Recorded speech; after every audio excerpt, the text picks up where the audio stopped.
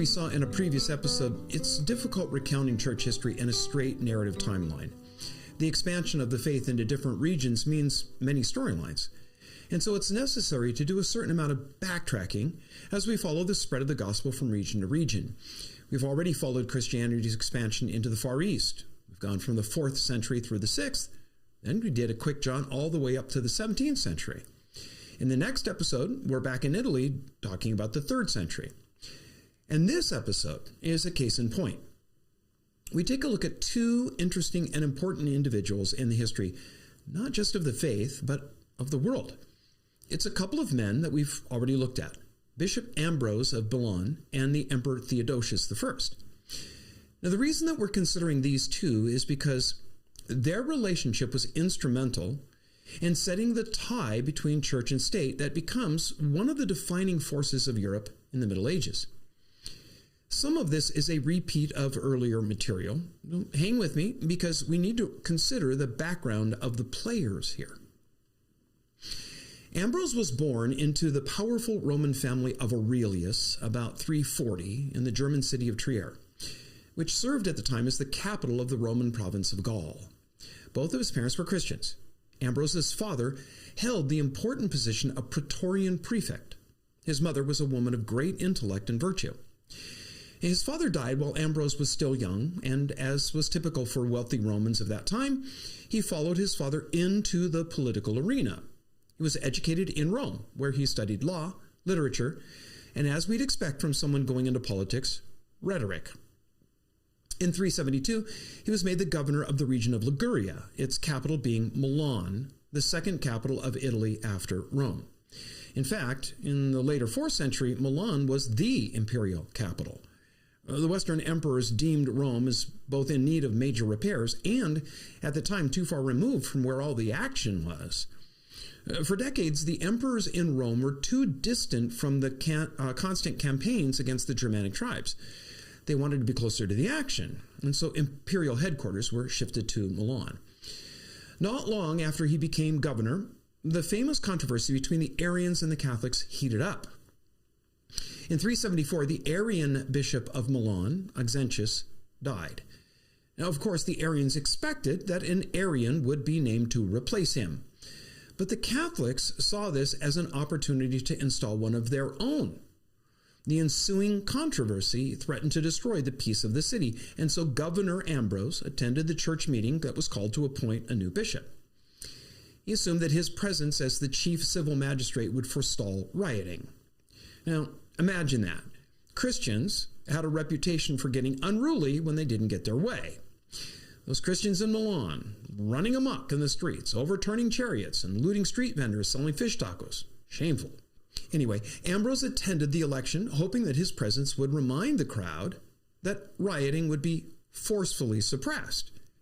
He gave a speech to those gathered about the need to show restraint and that violence would dishonor God. His message was so reasonable, his tone so honorable, that when it came time to nominate candidates for the bishop's chair, a voice called out, "Ambrose for bishop." There was a brief silence, and then another voice said, "Yes, Ambrose." And soon, a whole chorus was chanting, "Ambrose for bishop, Bishop Ambrose." Now, the governor was known to be Catholic by belief, but had always shown the Arians respect in the way that he governed. The Arians discerned the way the political winds blew and knew that in a straight vote, a Catholic bishop was sure to be elected. So they realized that Ambrose, though of the other theological camp, wouldn't be a bad choice. So they added their voice to the call for his investiture, that is, his election as the Bishop of Milan. Now, at first, Ambrose vehemently refused. He was a politician, not a religious leader. He knew that he was in no way prepared to lead the church. He hadn't even been baptized yet and had no formal training in theology. None of that mattered to the crowd, who ignored his refusal. They said that he was bishop, whether he liked it or not. He fled to a colleague's house to hide.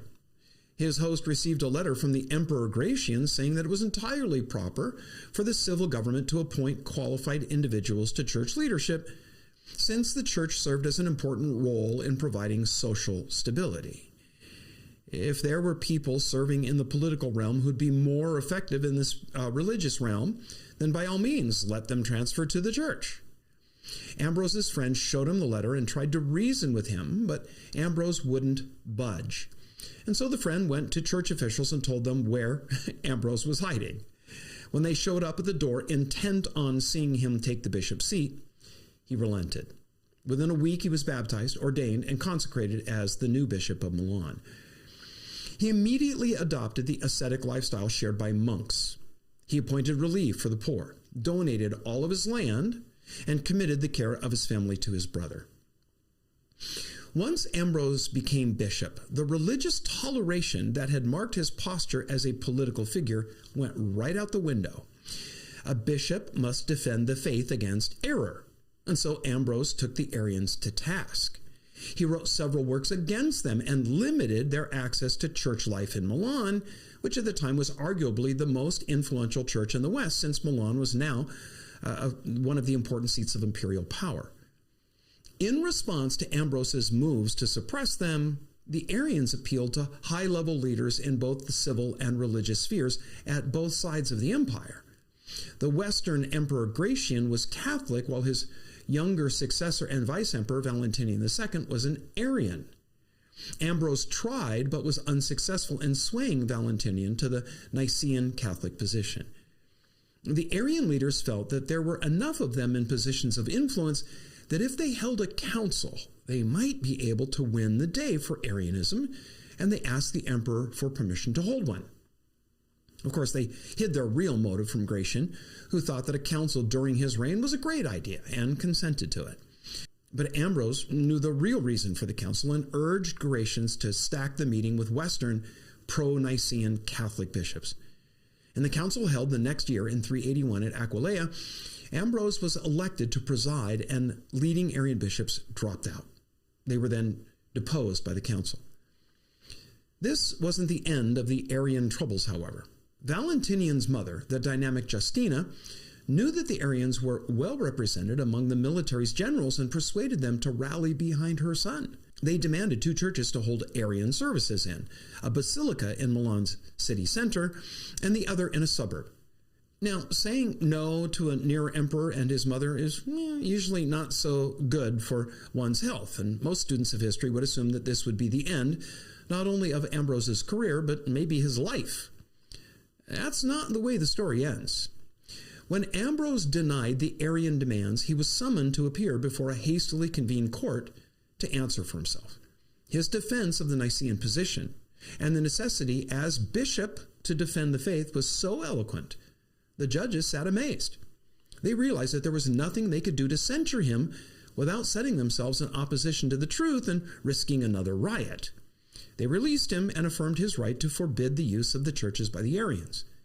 The next day, as he performed services in the basilica, the governor of Milan tried to persuade him to compromise and give up that church in the suburbs for use by the vice-emperor and his mother. After all, Ambrose had made his point, and his concession would be seen, as an act of grace and goodwill. It's precisely the kind of thing that Ambrose would have urged when he was a governor. But as a bishop, it was a no-go. The governor wasn't accustomed to being denied and gave orders that both churches were to be turned over to the Arians for their use at Easter. Instead of being cowed, Bishop Ambrose declared, quote, "If you demand my person, I am ready to submit. Carry me to prison or to death. I will not resist, but I will never betray the Church of Christ. I will not call upon the people to support me. I will die at the foot of the altar rather than desert it. The rioting of the people I will not encourage, but God alone can appease it." Unquote. Ambrose and his congregation then barricaded themselves inside the church in a kind of religious filibuster. When Justinian and his mother Justina realized the only way to gain access was to forcefully evict them, and how violently the people of Milan were likely to react, the order was rescinded. Trained in rhetoric and law, well-versed in the Greek classics, Ambrose was known as a learned scholar, familiar with both Christian and pagan sources. His sermons were marked by references to the great thinkers, not only of the past, but of his own day. When he was elected bishop, he embarked on a kind of crash course in theology. His teacher was an elder from Rome named Simplician. His knowledge of Greek, which was rather rare in the West of that time, allowed him to study the New Testament in its original language. He also learned Hebrew so that he could deepen his understanding of the Old Testament. And he quickly gained a reputation as an excellent preacher. Now, as noted in a previous episode, it was under his ministry that the brilliant Augustine of Hippo was converted. Prior to moving to Milan, Augustine was unimpressed by the quality of Christian scholarship. And to be blunt, he thought that Christians were an uneducated rabble. But Ambrose shattered that opinion. Augustine found himself drawn to the bishop's sermons and sat rapt as he heard the gospel explained week after week. Ambrose's sermons often promoted an ascetic lifestyle. He was so persuasive that several noble families forbade their daughters listening to him, fearing that they would choose celibacy over marriage. Since marrying off a daughter to another noble family was a way to advance socially, they feared that their girls would become nuns and thwart their plans. Ambrose introduced, or should I say reintroduced, congregational singing to church services. Not afraid to innovate, when he included Eastern melodies in the hymns that he wrote, and they proved to be wildly popular, some accused him of casting a spell on the people of Milan. Due to Ambrose, hymn singing became an important part of the liturgy of the Western Church. Now, Ambrose's most important contribution was in the area of church-state relations. He contended not with just one, but 3 emperors, and prevailed in each encounter. His relationship with Theodosius, the first emperor to make Rome a officially Christian state, is the best known example. And the tale is one of those moments in history that would make probably a great miniseries. In 388, the local bishop and several monks led a mob in the Mesopotamian city of Callinicum to destroy the city's synagogue. Why they were doing this wasn't clear. But there was much ill will between Christians and Jews, because the latter had been, one of the main informants on Christians during the persecutions of the previous century. Now that the Christians were buddied up to civil power, it didn't take much to ignite a little payback, though utterly contrary to the love that Jesus called his followers to show. Be that as it may, the Emperor Theodosius ordered the rebuilding of the synagogue at the expense of the rioters, including the bishop. When Ambrose heard of that decision, he shot off a fierce protest.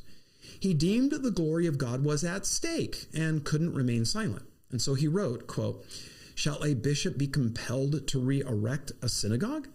Can he do this thing that ought not be done? If he obeys the emperor, he becomes a traitor to his faith. If he disobeys the emperor, he becomes a martyr. What real wrong is there, after all, in destroying a synagogue, a home of perfidy, a home of impiety, in which Christ is daily blasphemed?"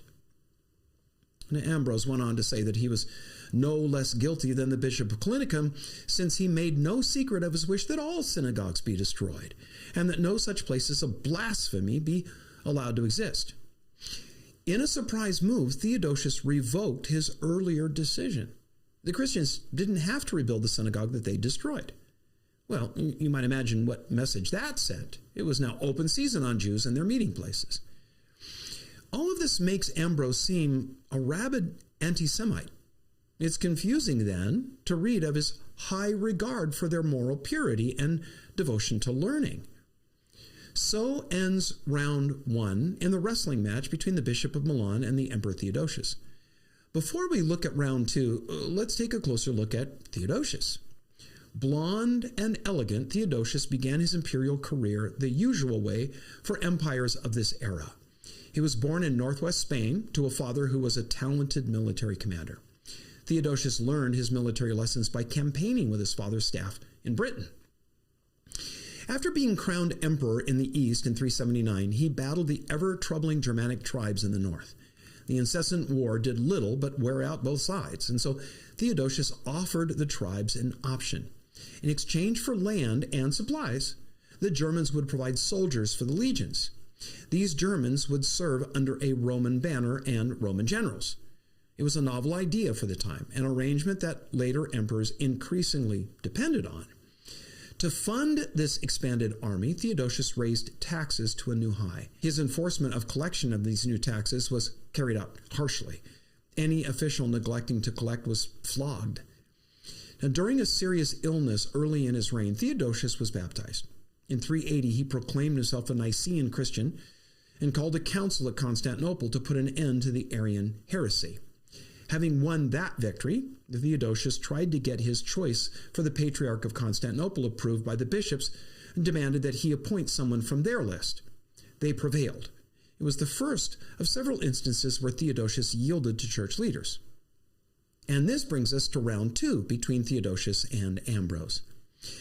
Chariot racing was the big sport of the Greco-Roman world for, hundreds of years.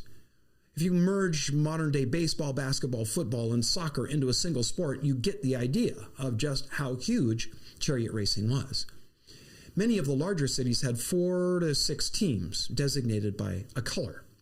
These teams often represented a neighborhood or an entire social class, so rivalries were sectarian and fierce. Fans formed clubs around their teams and attacked each other. A band of thugs for the Reds might rampage through the purple neighborhood, leading to a riot of retribution a couple days later. The point is, supporters were fanatically loyal to their team. Well, in 390, local authorities imprisoned a charioteer in Thessalonica for homosexual rape. This charioteer just happened to be one of the city's favorites, and riots broke out when the governor refused to release him.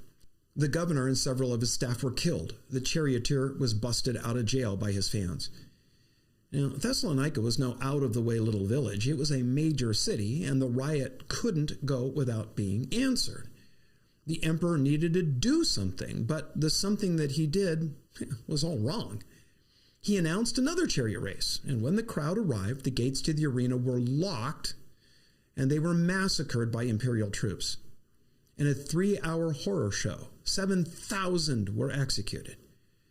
Now, later records show that after the initial order was sent by Theodosius with this plan, he realized it as a grave injustice and sent another messenger to rescind the first.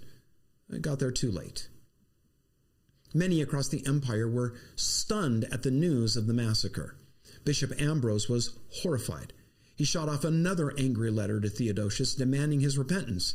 He wrote this, quote, "I exhort, I beg, I entreat, I admonish you, because it is grief to me that the perishing of so many innocent is no grief to you. And now I call on you to repent," unquote. Then Ambrose did something that proved a major turning point in church-state affairs. When Theodosius visited Milan and attended a church service, he expected Bishop Ambrose to serve him communion. Ambrose refused. He said until Theodosius repented for what he'd done at Thessalonica, no elements would pass his lips. Now remember, it was believed that the celebration of communion was essential for maintaining salvation. It renewed and refreshed God's grace. Barring the emperor from communion put his soul at risk. So, when Theodosius professed repentance, Ambrose in effect replied, "Hold on, pal, not so fast. Your repentance must be marked by penance and a very public demonstration of it." He told Theodosius to set aside his royal garments, put on a simple shroud, and publicly plead for God's mercy where any and everyone could see and hear him. Now listen, the emperor did just that. And according to one source, after 8 months of public penance, the bishop relented and served the emperor communion. Theodosius' capitulation to Ambrose marks a major turning point in church-state relations. The bishop's treatment of the emperor introduced the medieval concept of a Christian emperor as a dutiful son of the church serving under orders from Christ. For the next 1,000 years, secular and religious rulers struggled to determine who was sovereign in the various spheres of life. Lest these events make Ambrose and Theodosius appear as rivals, please understand that the Bishop of Milan was in fact the emperor's friend, confidant, and counselor in both religious and political matters. Theodosius is supposed to have said, quote, "I know no bishop worthy of the title except Ambrose," unquote. When the emperor died, Ambrose was at his side. 2 years after the showdown, Ambrose himself fell ill, and his impending death caused far more concern on the part of people than the passing of a dozen emperors. One wrote, quote, "When Ambrose dies, we shall see the ruin of Italy," unquote. On the eve of Easter in 397, the man who'd been the Bishop of Milan for 23 years finally closed his eyes for the last time.